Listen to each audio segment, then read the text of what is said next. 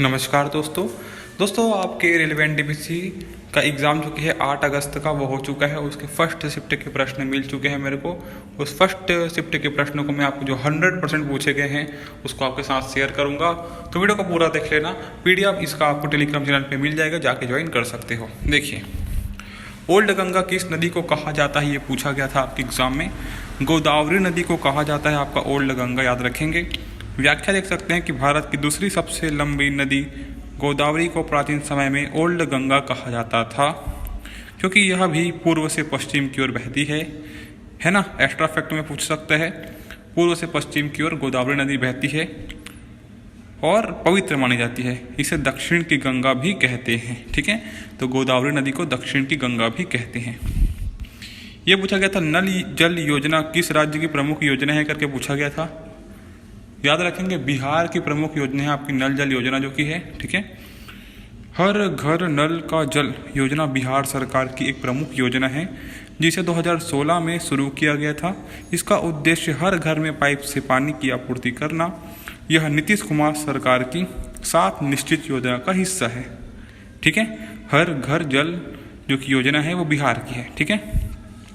कब शुरू किया गया था? 2016 में शुरू किया गया था, ठीक है। चलो, ये पूछा गया था भारत में जनगणना कितने वर्षों में होती है करके।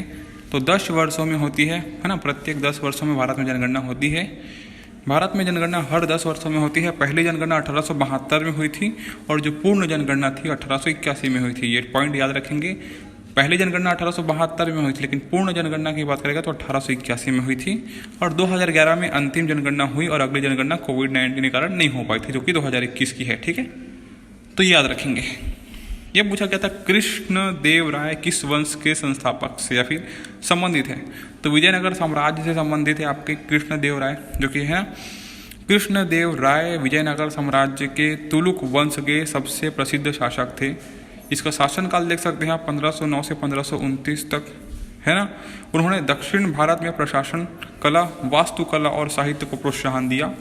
वे तेलुगु भाषा के महान संरक्षक भी थे, ठीक है। तेलुगु भाषा के महान संरक्षण भी थे, याद में रखेंगे। ये प्रश्न पूछा गया था महापद्यानंद किस वंश का संस्थापक था करके। नंद वंश का संस्थापक है, याद में रखेंगे।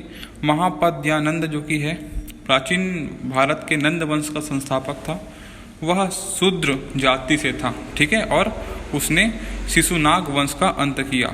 उसे एकराट यानी एकमात्र सम्राट भी कहा जाता है, जिसने कई क्षत्रिय राजाओं को हराया था। कौन? महापद्यानंद, ठीक है। यह है मई 2024 में मई 2025 के बीच, मई 2024 से मई 2025 के बीच की एक बड़ी अंतर्राष्ट्रीय घटना कौन सी है। तो इंटरनेशनल बुकर पुरस्कार देख सकते हैं, G7 सम्मेलन, भारत की G20 अध्यक्षता की समाप्ति, ये सभी चीज़ें हुई थी इस टाइम, ठीक है। इस एक वर्ष की अवधि में प्रमुख घटनाएं हुई, जिसकी यहाँ पास एक्सप्लेन देख सकते हैं आप। इंटरनेशनल बुकर पुरस्कार 2025 किसी भारतीय अनुवादित लेखिका को मिला, जो कि चर्चा में रहा था, ठीक है। आपको पता है, मैंने पहले भी कराया था कवर इसको। G7 सम्मेलन 2025 में वैश्विक आधार मुद्दों पर चर्चा हुई थी, है ना। भारत ने 2023 में G20 अध्यक्षता की और उसका प्रभाव 2024 तक रहा, ठीक है। चलो, ये पूछा गया था भारत का सबसे लंबा नदी तंत्र कौन सा है करके। गंगा नदी सबको पता है, ठीक है। ये एक्स्ट्रा फैक्ट में याद रखेंगे। भारत में सबसे लंबा नदी गंगा नदी तंत्र का है, जिसकी लंबाई कुल 2525 किलोमीटर है। यह भारत के उत्तरी क्षेत्र में बहती है और इसमें यमुना, घाघरा, कोसी जैसी नदियाँ भी शामिल है, ठीक है। ये प्रश्न था सांस्कृतिक विरासत से जुड़ा कोई जो मध्यकालीन शासक है, पूछा गया था, ठीक है। तो कृष्ण देव राय वही है, आपको करवा चुका हूँ आपको, ठीक है, याद रखेंगे। ये पूछा गया था भारतीय संविधान की प्रमुख विशेषता क्या है, ये प्रश्न पूछा गया था। इसमें संबंधी प्रश्न पूछे गए थे आपके संविधान से संबंधी। धर्मनिरपेक्षता जो कि है प्रमुख विशेषता है, बहुत सारी विशेषता इसमें याद रखेंगे, ठीक है। ये सबसे लंबा बांध जो कि है, ये भी एक्स्ट्रा फैक्ट में याद रखेंगे कि हीराकुंड बांध है, उड़ीसा में है, याद में रखेंगे। लंबाई जो कि है 25.8 किलोमीटर है, ठीक है। सबसे लंबा बांध की बात करेगा तो, ठीक है।